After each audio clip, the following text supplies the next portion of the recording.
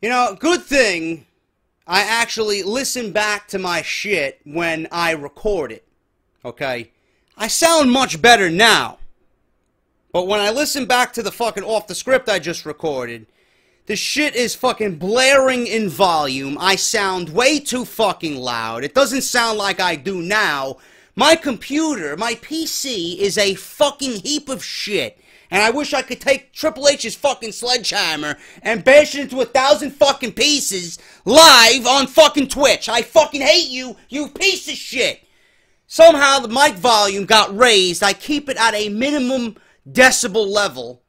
And I'm recording, and I didn't figure, oh, the fucking volumes were going to be altered.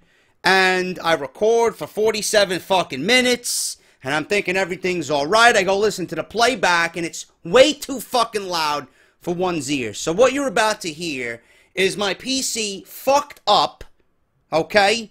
I'm way too fucking loud. Some of the video is sounding normal, but the funny little intro that I tried to do just came off fucking sounding way too loud. And it just pisses me off, because I strive for perfection on this channel. I want to sound good, but when I hear shit like that, and it's beyond my control, what am I going to do? So, this is a video before the video explaining what you're about to see in the fucking video. So, I hope you guys still enjoy it. I'm sorry about the fucking mic volume that you're going to hear in the beginning. It kind of levels off throughout the video, but it's not up to my standard and what I usually do. But anyway, I hope you guys enjoy it. I'll be back with a normal sounding fucking microphone later this week. But enjoy the video. I'll see you guys later. Oh, Brother Meltzer. Should I sit here upon this throne, and should I deliver the greatest intro of all time? Should I sit here upon my throne and delete this intro like I shall delete Brother Nero? Should this intro see its end of days, Brother Nero? What is your answer, Brother Nero?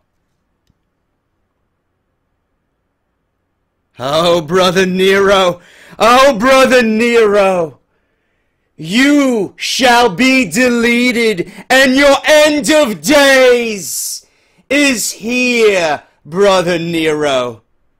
Your Armageddon shall come to pass.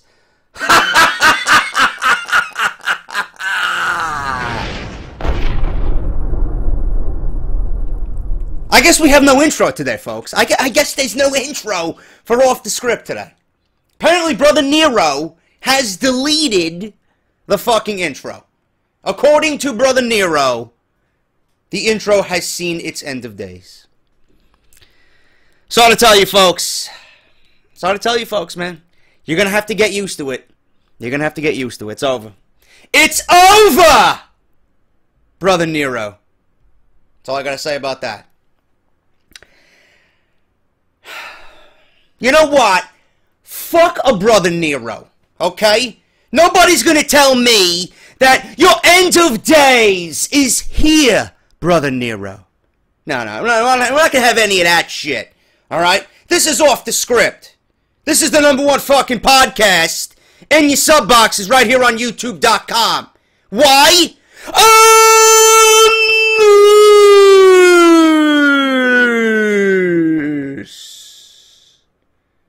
This is why, motherfucker! Off the Script, episode 123, part number 4, for your Monday. What's today's date? The 27th? I think June 27th, man. I'm so fucking exhausted. I don't even know what fucking day it is, bro. Seriously. But I do have news. We're going to talk about CM Punk. We're going to talk about why Vince McMahon and Triple H butted heads at Money in the Bank over what decision and outcome should be in the WWE Championship match. I got all that news, plus so much more. I got news on, I think I got news on Bayley. Let me check my notes. So much news about Bayley coming up to the main roster. Nothing ever happens.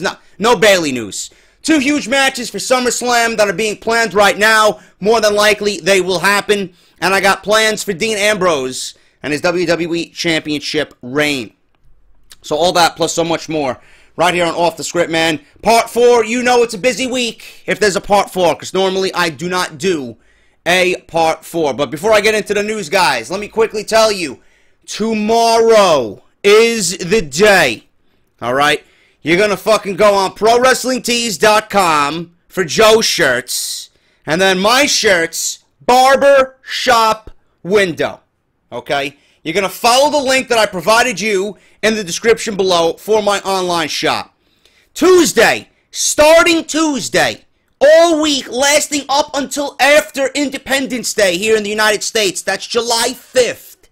Every shirt that you buy from my online shop, you're going to get 20% off. All you got to do is use the coupon code AMERICA. Good old America, bro. That's AMERICA. America. 20% off. Happy fucking birthday. There you go.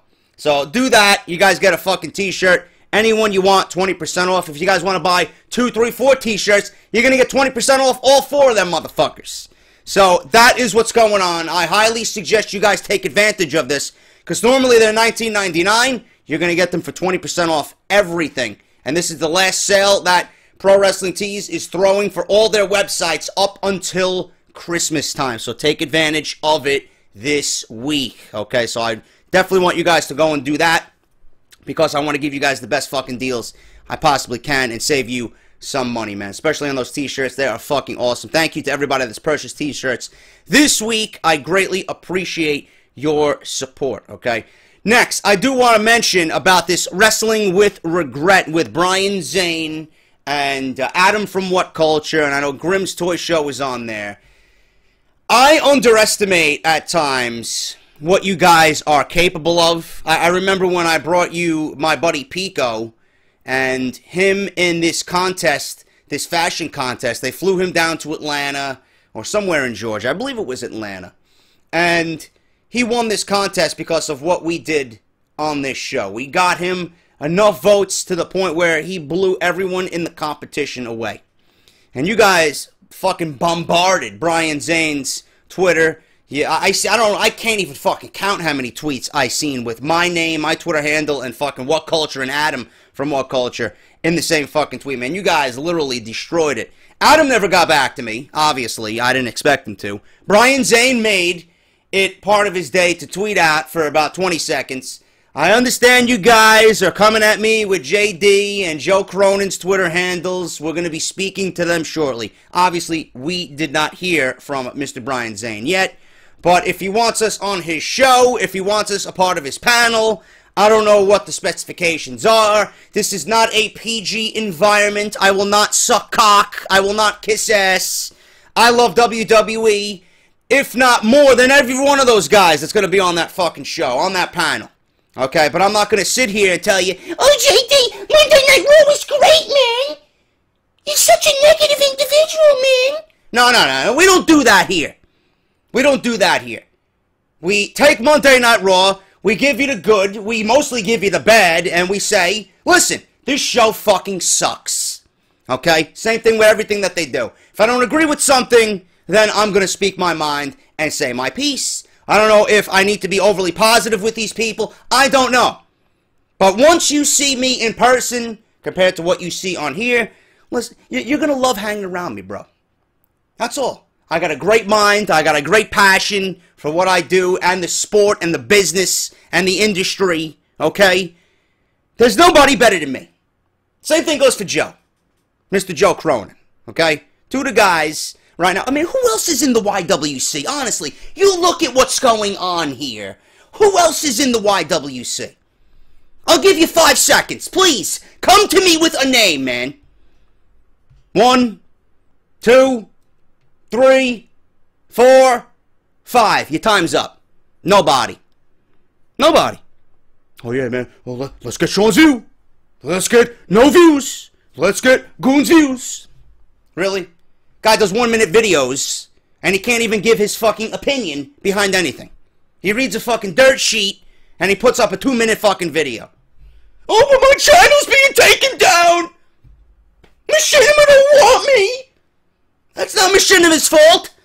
They have no control over what you do, monetary-wise, on your channel. Yet he's blaming Machinima. Instead of coming to me for help, which he knows I'll fucking help him. That's why I fucking pick on him so much. Nobody wants to come to me. I don't know jack shit. Been on here for 4 years now. I don't know anything. I learned a lot of shit in my time on here. But you don't want to come to me though, right? Okay. That's okay. I'll take over the YWC on my own, bro. I don't need you. I got Joe. That's all I got. I don't need you. I don't need anybody. But seriously, there's nobody else in the YWC that is doing what I am doing with the kind of momentum that I have. I'm a relatively young channel on its way up. As soon as we get to 100,000 subscribers, there's no doubt in my mind where this fucking channel is going. No doubt. Only ways up. Only ways up. So if you want the best up-and-coming fucking channels in the wrestling community on YouTube, there is nobody else better than Joe and JD. Nobody. Nobody. The passion seeps through the fucking computer screen, or wherever the fuck you're watching me. You could be on the fucking toilet, taking a dump. You could be fucking your sister. You could be fucking your sister while fucking off the script is playing in the background. It doesn't matter. You can be fucking oohing and eyeing in your bed, and you can hear me fucking speak. And you'll be like, in mid-fucking stroke, oh, JD's got passion. I know. I know. Seriously. There's nobody better than me and Joe. Fact. So if you want the best fucking show possible, if you're going to go based strictly on sub count, and if you're going to go based strictly on PG, listen, you're doing yourself a fucking disservice. You're harming your show.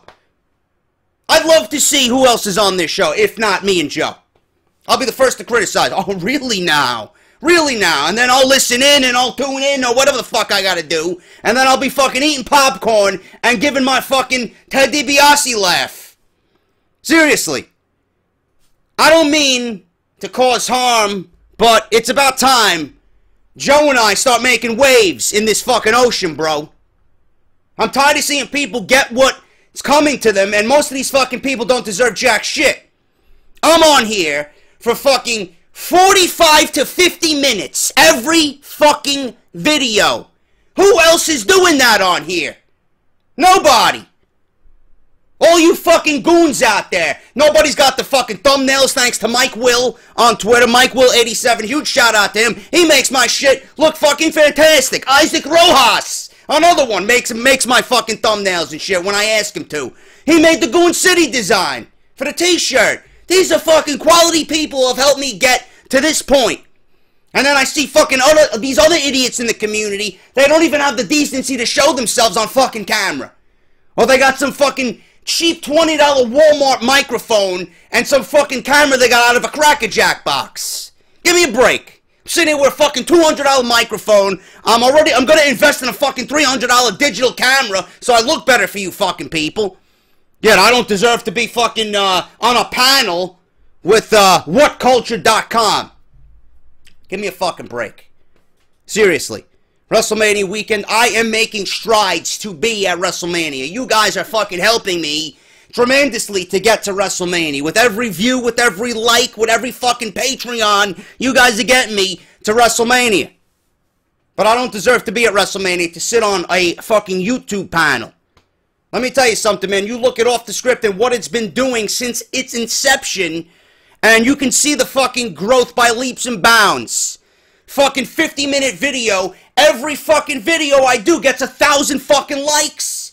There's a reason why people come to my pay-per-view reviews and fucking watch what I say and do what I do. 2,000, 2,500 likes. That's unheard of. That's unheard of, bro. I'm associated with nobody. So obviously I must be doing something right. If you don't want my type of fan base to fucking know who you are, cause my fan base don't know who you are. Your fan base don't know who I am. That's a nice working relationship there, bro. I have the best fucking fans ever, man. I fucking say kill, and you guys are fucking on top of it before I even get the last fucking letter out of my mouth. You guys are unbelievable, man. Look at my social media fucking activity during Monday Night Raw. 300 fucking retweets, 300 favorites. I got over 1 million Twitter impressions every fucking Monday. You don't want that for your fucking show? Come on, man. If this is not lobbying to get on your fucking show, I don't even know how well the show's gonna go, man. This is in April we're talking about, 2017. Show could be a fucking failure in my eye. I don't fucking know. But I'm telling you, by the time WrestleMania comes, I'm hoping to have 100,000 subs. And as soon as JD gets to 100,000 subs, 1 million ain't far off behind. That's all I gotta say about that. Let's get on with the fucking news. Twitter, JD from NY206. Follow me, subscribe to the YouTube channel. If you're not, I have no fucking clue what you're waiting for. Seriously. No idea. What else am I talking about? What else do I got? WrestleCrate. Should be this week. I get my WrestleCrate 10% off. JD sent me for an instant 10% off. Loot Crate trying to do their thing with the WWE. Yeah, thanks for stealing my idea, bro. But WrestleCrate is going to be the one that you want to stick with because it's more value for your hard-earned money. Seriously. And I mentioned the t-shirts. I got the fucking Twitter and the Patreon. Alright, patreon.com if you guys want to pledge. Patreon.com/JD from NY206. I've noticed that some of you guys have altered your pledges. I don't care that you alter your pledges. I'm appreciative of whatever the fuck you give me. It could be a fucking dollar. I don't give a shit. But I noticed some of you guys have pledged less or altered your pledges from one of the higher tiers down to the lower tiers. I understand why. But you guys are still going to get your t-shirts and all the fucking perks that come along with it. Thank you to everybody that has pledged and continue to pledge and want to pledge in the near future. So that's my fucking rant. That's my promo on this internet wrestling darlings, or whatever the fuck they're calling it. If you don't want JD there, I don't know what to fucking tell you, man. I don't know what to tell you. Seriously, you get a few drinks in me and you put me on that stage, there will be fucking fireworks. You get me and Joe on that stage with a few drinks in our fucking hand. It's gonna be the best show of fucking WrestleMania weekend. I'll tell you that right now. That's all I gotta say about that. Anyway, let's get on with the fucking news.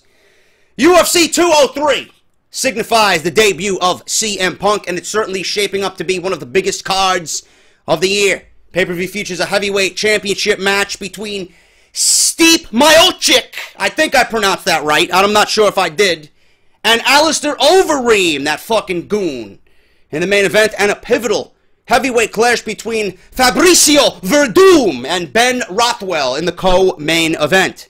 The bout is likely to sell pay-per-views, however, the bout that is certainly going to sell pay-per-views, I should recorrect these fucking goons on here, however, is the opening welterweight fight between WWE sensation, former CM Punk, and young prospect Mickey Gall. Punk, real name Phil Brooks, will make his UFC debut after almost 2 years of delays. And Gall will look to re-emerge, or emerge, I should say, that's my fault, emerge as a star within the MMA sphere. Punk, who signed with the UFC in 2014, has no amateur or professional MMA experience and has opened as the considerable underdog against Gall. Gall, a budding prospect who made a name for himself on Dana White's Looking for a Fight reality series, is a 300-plus favorite, while Punk's odds are currently at 265. That is courtesy of Jonathan Bradley of Fox Sports. Gall made his professional debut in 2015, and the 24-year-old impressed MMA's main stage against Mike Jackson at UFC Fight Night 82. The New Jersey-bound fighter finished Jackson in just 45 seconds into the first round and faced off with Punk in the immediate aftermath. UFC will take place on September 10th at the Quicken Loans Arena in Miocic's hometown of Cleveland, Ohio. So, Jim Ross even stated, LeBron James just won at the NBA championship. Whether it was funny business or not remains to be seen, but regardless of that, LeBron James won the NBA championship in Cleveland. CM Punk is going back into that same fucking arena to have his debut, and hopefully he comes out a winner. I hope to see Punk win. I want to see him shut the fuck up everybody that's fucking going against him. I really want to see him shut everyone up. Just for the fact that he's CM Punk, and I wish him success, and he's still one of my influences about speaking out, and he's just a fucking great guy, and, you know, he's just a model human being. for what most of us want to be. He's just real. You don't see real anymore. He's just a real fucking individual. And everybody's going against him because he's the WWE guy. And I hope that he fucking shuts everybody up and he's successful and wins. You know? Whether he wins or loses, I don't know, but I'll be there supporting him. Okay? A lot of people going against him. If he loses, I would not be surprised. You know, Punk wants to do this because he loves MMA. He wants to do it. He believes in himself. Nothing wrong with believing in yourself and pushing yourself to that limit. You know? Punk got into this because, like I said, he loves MMA and he wanted to see how far he could go. This is admirable that he's even gotten to this fucking point at his age. And now he's getting ready to fight in September. Hopefully no other setbacks are going to happen. And Punk gets in there, gives us a good fucking night, and he comes up victorious. I know most of you guys listening to me probably don't even give a shit. You want to see him get his ass kicked. But I'm going with Phil Brooks. I'm going with CM Punk on this one. And I hope he comes out on top. 2 huge SummerSlam matches being planned for that weekend in New York City. SummerSlam might be the WWE's second biggest show of the year, but arguably the most anticipated match in recent memory will be taking place a month prior. Despite the suspension handed down to Roman Reigns, he'll still be participating in the Ultimate Triple Threat match with Seth Rollins and Dean Ambrose in the main event at Battleground. You guys know how I feel about that. It is a fucking crock of shit. Where that leaves the SummerSlam main event remains a huge question.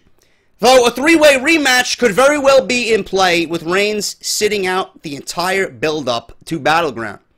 WrestleMania went off the air with Reigns holding the WWE World Heavyweight Championship, and I might put an asterisk next to this as one of the worst championship matches that will ever happen in WrestleMania history against Triple H. That match was fucking abysmal.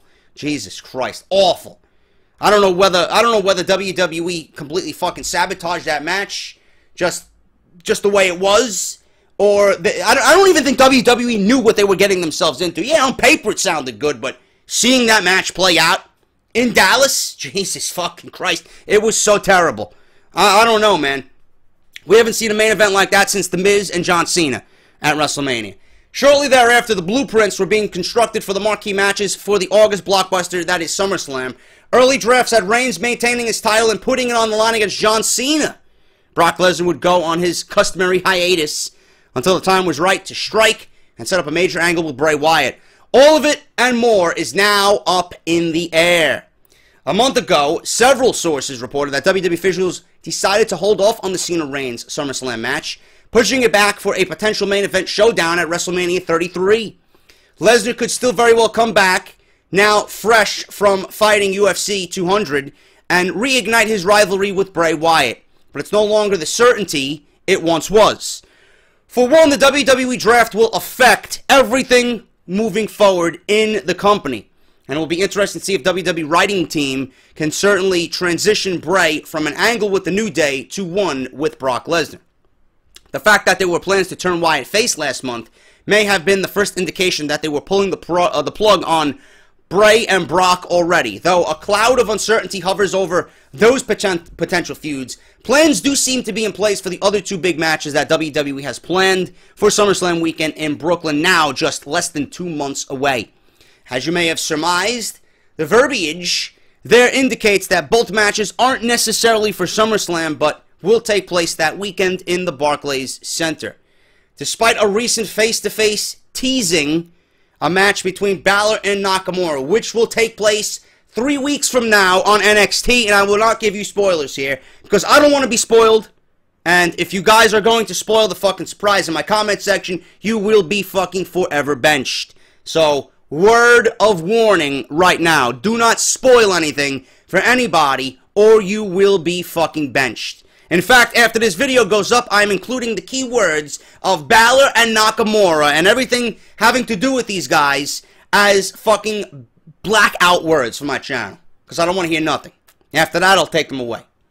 The King of Strong Style is expected, okay? No matter what the outcome is of this match, is expected to headline NXT TakeOver in Brooklyn against Samoa Joe. That's according to several sources, including Cage Side Seats, who just recently reported that. That would give another indication that Balor is headed up to the main roster before either of those two. But they shouldn't be too far behind and may even pull double duty initially. The other match penciled in for the actual SummerSlam pay-per-view will pit Charlotte against Sasha Banks for the Women's Championship. And the long-rumored match will finally come to fruition after months of frustration. Injuries to both Sasha and other female superstars kept her off television, but the plan all along was for the two to clash in August, with Sasha finally being the one to take the title off of Charlotte. The plan appears as if WWE will heavily push this match and feature it as one of the top matches on the card. This should come to no surprise to anybody listening to this video. As noted, the WWE Draft will figure heavily into how all this plays out. Another potential wrinkle is, on Thursday, the idea that the WWE Women's Division will be represented to both Raw and SmackDown with the possibility of adding a second title. Alright, I reported this on Sunday. This was reported earlier on Thursday that WWE is thinking about adding a second title, or the champ appearing on both brands, which I like better. The Charlotte-Sasha Championship match at SummerSlam isn't necessarily affected by that report, but it's certainly something to keep an eye on. Battleground goes down 5 days after the WWE Draft takes place on SmackDown's first Tuesday night airing live. Hardly enough next to see the extension laid out.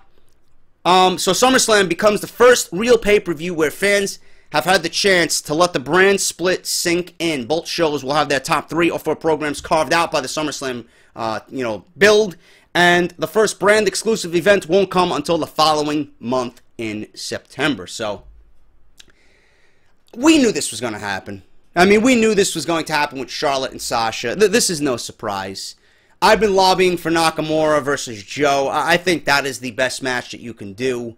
I mean, if you want to pull Balor up to the main roster and continue to have him do double duty, and you give us a triple threat match with all 3, I wouldn't be against that either. But Balor really has no business in the World Championship match. He got, I mean, maybe he deserves a rematch. I don't know, but he got his rematch at the last Takeover event. He lost the title in Lowell, Massachusetts. He got a rematch against Samoa Joe inside a steel cage, and that was the end. Leave it at that. NXT is good. And NXT is of the old school. They got that great way of thinking. They do things the right way. That feud ended. It ended with the fucking steel cage match, the blow off, and it ended at a fucking pay-per-view entitled The End. So if they go back on their word, they'd be going against everything that they are and standing for. I don't want to see it happen, but I wouldn't mind seeing it again between these 3 guys, because they're 3 of the biggest stars in the fucking company. But I think Balor will be moved up to the main roster by then. Nakamura versus Joe. I think Nakamura is going to beat Samoa Joe for the NXT Championship. He's going to be the new face of NXT. The match between Balor and Nakamura, since WWE is doing this, is going to be a highly, highly watched program on regular NXT television during, their weekly tapings. This is going to be a passing of the torch match, however you look at it. Whether Balor wins or Nakamura wins. And I know the fucking results are out there. I swear to God, if you guys fucking blow this for everybody, I will fucking kick your ass. And you will be benched off this channel. Regardless of that, this is seeming like a passing of the torch match. And Triple H even tweeted out a photo of both of them raising each other's hands. So it certainly looks that way. Nakamura, no doubt in my mind, is going to be the new face of NXT. There's no doubt in my mind. If Nakamura versus Joe is headlining TakeOver, Nakamura is winning the NXT Championship. I could also see Bayley versus Asuka in a rematch. Nia Jax looking very, very good, man. I was watching, or at least caught up with NXT television the last 2 weeks because I missed the last 2 weeks. Nia Jax, slowly but surely, is getting very comfortable in the ring. She came out all smiles, and she's built as a monster, and she's smiling. She's got a pretty face, and she's got the long flowing hair. I understand that. And the whole thing with her eyes, I understand that. But what she's been doing lately has been fucking fantastic. They're finally starting to develop her as a legit monster. Someone who goes in the ring and completely decimates her opponents. What she did to, I don't know who the fuck she fought. Liv Morgan, it was. It was Liv Morgan. Liv Morgan from New Jersey, man. The little fucking 5-foot blonde with the tattoos and the punk rock look. The way she powerbombed Liv Morgan, I think she fucking broke her in half. That's the way fucking Nia Jax was in that match, man. Just completely brutal to Liv Morgan. And I know Liv Morgan is like fucking soaking wet 95 pounds, But still, the fucking viciousness and the brutality that Nia Jax portrayed in that match, I mean, that's the way she's got to be booked. And going into TakeOver in Brooklyn, I don't know, man. We make it a triple threat match. Being that Balor, Nakamura, and Joe won't have a triple threat match, I don't think they'll go with that. They may actually give us a triple threat women's match with Bayley, Asuka, and Nia Jax. But then you got to think, Bayley deserves a rematch because she hasn't gotten one yet. Nia Jax got her match. You know, she could lobby for another rematch. She lost. Bayley wants another rematch. Maybe they pit Bayley and Nia Jax in another, you know, showdown, #1 contenders match, and that winner goes on to face Asuka at TakeOver Brooklyn. But I wouldn't mind the triple threat between those three ladies either. But I would much rather see a one-on-one match with Bayley and Asuka, you know, trying to pretty much one-up what Bayley did last year with Sasha Banks in Brooklyn, being that was probably the greatest women's match of all time. But regardless of that, going into Brooklyn, NXT is going to be so fucking hype, it's not even funny, man. I can't even tell you how fucking great it's going to be. Nakamura, Joe, Bayley, Asuka, you know, and you got American Alpha versus the Authors of Pain. I'm assuming they're building up to that. What else you got? The Cruiserweight Classic. They may actually have the finals. I don't know if they're going to finish the entire thing off in this television series that they got. They might actually do the finals in Brooklyn. I would actually wait for the finals to happen in Brooklyn. That's what I would do. So I don't know what's going on with that, but NXT is looking fucking unbelievable going into SummerSlam weekend. So those are the two matches that WWE is thinking about right now. Obviously, Charlotte versus Sasha, and then you got Nakamura versus Joe. Don't really have much to say about Sasha versus Charlotte. The feud really hasn't picked up yet. I know Sasha just made her way back to WWE television. She made hints that she wants the title. She's back. She's off of DL. So we'll see how this feud goes and how WWE books these two women. Hopefully it is intriguing and piques everyone's interest. I can only hope. But Sasha, obviously, you know she's the next in line. And the reason why they won't bring up Bayley is because they don't want Bayley to come up to the main roster and take away from the spotlight that is Charlotte and Sasha during their match for SummerSlam weekend, because Bayley is one of the most over superstars on the entire roster, men included. So if you bring Bayley up too soon, it's going to pretty much put a damper on what WWE's trying to do with Charlotte and Sasha. So they're going to wait. They're going to let Sasha have her moment. Charlotte's going to take a step back. Bayley might come up after SummerSlam. We'll see what happens. It's going to be very interesting. The next couple of months in WWE with the draft and the way they align the rosters and the pay-per-views, which I'm going to do a video on very soon because I got my list right here of pay-per-views. It's going to be a very, very interesting 2 or 3 months in WWE, man. They're going to be fucking crazy with content, so look forward to that. Plans for Dean Ambrose and the WWE World Heavyweight Championship. What is the plan for WWE? With the recent bombshell of Reigns violating the wellness policy, many thought he would be removed from the main event at Battleground. So did I, but apparently not. Drug violator gets a fucking title match at Battleground. Still. Shit. I wish I could fucking say and do whatever the fuck I want at work and get a raise.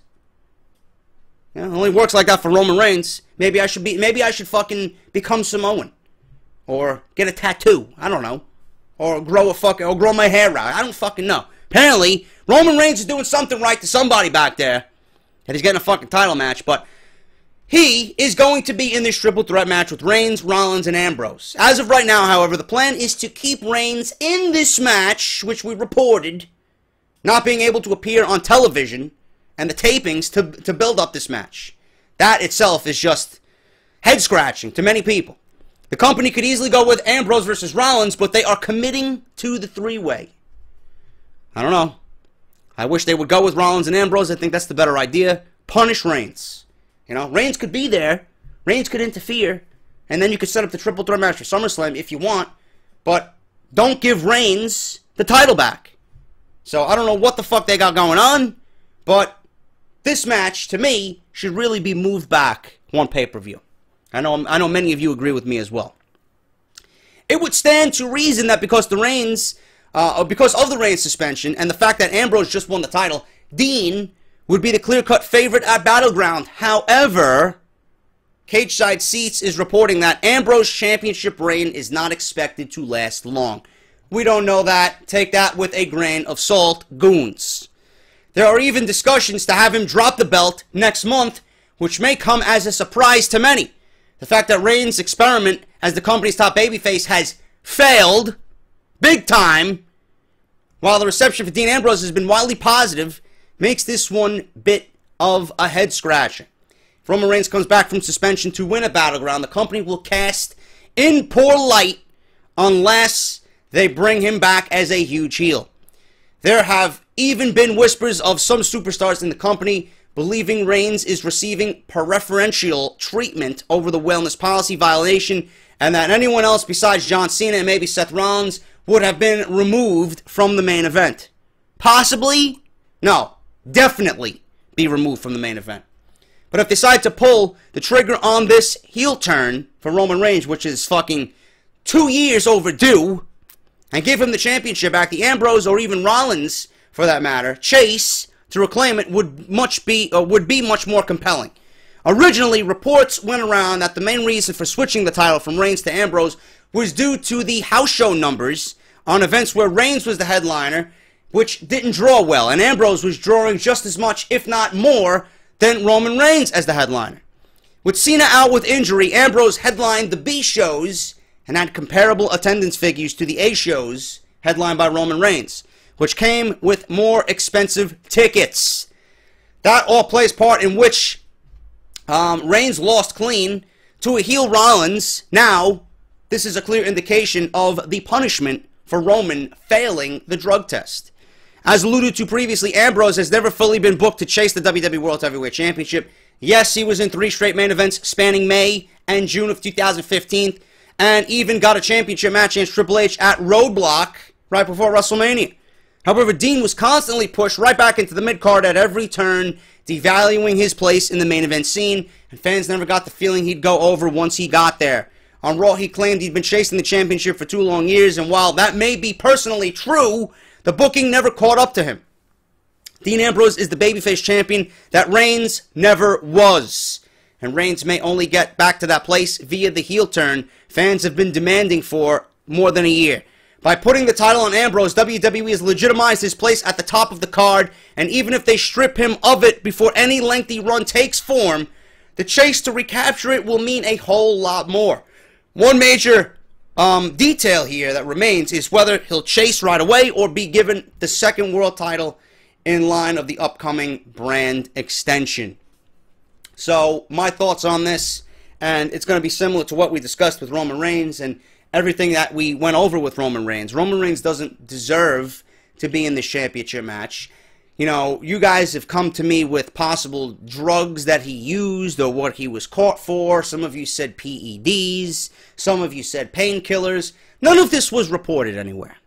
None of this was reported anywhere. So, WWE is not going to release what he was suspended for. As far as I go, Roman Reigns doesn't deserve to be in the main event because, obviously, he was foolish enough to do what he did as the WWE Champion, and he did it because of his status within the company. Okay? To me, that is a fucking... I just can't stand that type of behavior, and you guys know how I feel about that, okay? Roman Reigns needs to be punished, and just not by taking the title off of him. He needs to be away from the championship picture for a little bit. I'm not saying he can't be in championship matches, but putting him right back into a championship match, you know, after all of this is just going to be 4 days removed, give me a break. You know, his suspension is going to be over, and then, you know, within less than a week, he's going to be at Battleground in a fucking championship match. That doesn't sit well with me, man. That really does not sit well with me. Right now, WWE should have booked Roman Reigns, and tomorrow's going to be interesting. I want to see what they do. Tomorrow will be a clear indication of where they go. Are they going to continue building this triple threat, or are they going to give us Reigns sitting out and giving us Rollins and Ambrose? I don't know. So tomorrow's going to be a very, very good indication of where they go with Battlegrounds build for this triple threat, if it's happening or if it's not happening. I'd go with Rollins and Ambrose for the championship match. I think those two would deliver fantastic in a championship setting. Reigns should be taken off television. And I discussed this all weekend. The Wyatt family, instead of being booked in a fucking nonsensical fucking feud with the New Day, they should have taken out everybody in this triple threat match, including Reigns, and then Reigns could come back, interfere, and he could win the title somewhere down the line, and that sets up his first feud as a heel Heel Reigns versus a babyface Wyatt. I don't know why WWE wouldn't want to go with that, but they want to put him in a fucking triple threat match, undeservedly, while everybody is fucking ridiculing this decision. Oh, Roman Reigns is Vince McMahon's teacher's pet. He's getting away with fucking murder. If this was anybody else, they'd be out of the championship match. Which is true. So Dean Ambrose taking the belt off of him, why? You're going to put it back on someone who is doing less numbers, figuratively, at house shows, and you're going to put it on a guy that most of the people do not want as your champion? Right now, Roman Reigns, out of the three, is the least popular with everybody. You know? It's probably Rollins, Ambrose, and then Reigns. And it's always been that way. It's always been that way. And WWE should really punish Reigns. Really punish Reigns. And come down with the fucking hammer. Instead of giving him what is expected and do what is right. I don't need to talk about this anymore. Taking the title of Ambrose so soon is not right. For someone who's worked his fucking ass off, I would hope you have a little bit more confidence in him to deliver not only great matches, which he will, but he certainly worked his ass off to get to this point. And to take it off him so soon, what does that mean for all the hard work? A moment of serenity in the sunlight. For what, 2-3 weeks? And then you're going to take it off of him? I mean, he's proved to you that he is there. He is for the company. People want to see him. Reward him. You know? Just don't give it to him and then take it away from him because Roman Reigns is coming back and he is your guy and Dean Ambrose is not. Fuck that. So plans for Dean Ambrose right now. Rumors going around that he may be taking a back seat to Rollins and Reigns again. And this is just a placeholder for when Reigns comes back. So we really don't know what's going to happen. Monday Night Raw should be a definitive answer for all that this coming Monday, tonight actually, on the USA Network. And finally, guys, Vince McMahon and Triple H. Creative differences over the title change at Money in the Bank. Ever since the reemergence of Shane McMahon in January, countless reports, rumors, and speculations swirled around the corporate structure backstage in WWE, specifically surrounding Shane, Vince, and Stephanie McMahon. All that being said, Vince and Triple H, while productively engaged in a transition period, still share different visions of what WWE should be.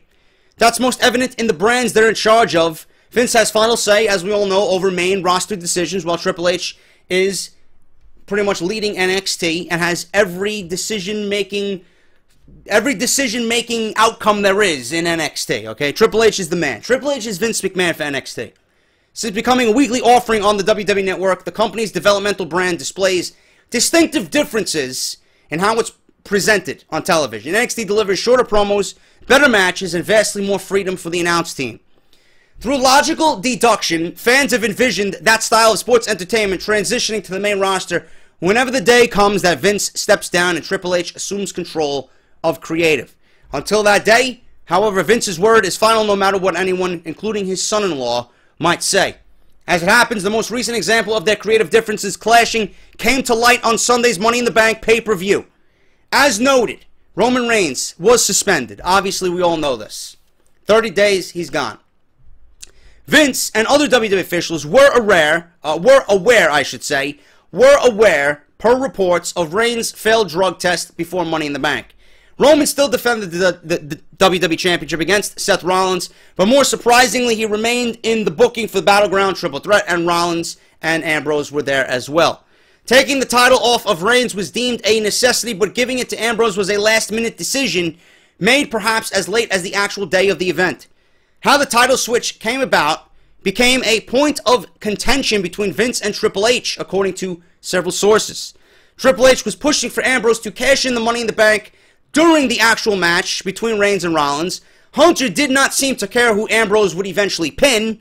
The basis of this argument was to leave the lunatic fringe and beat both main participants, perhaps as a seed planter in an eventual triple threat rematch.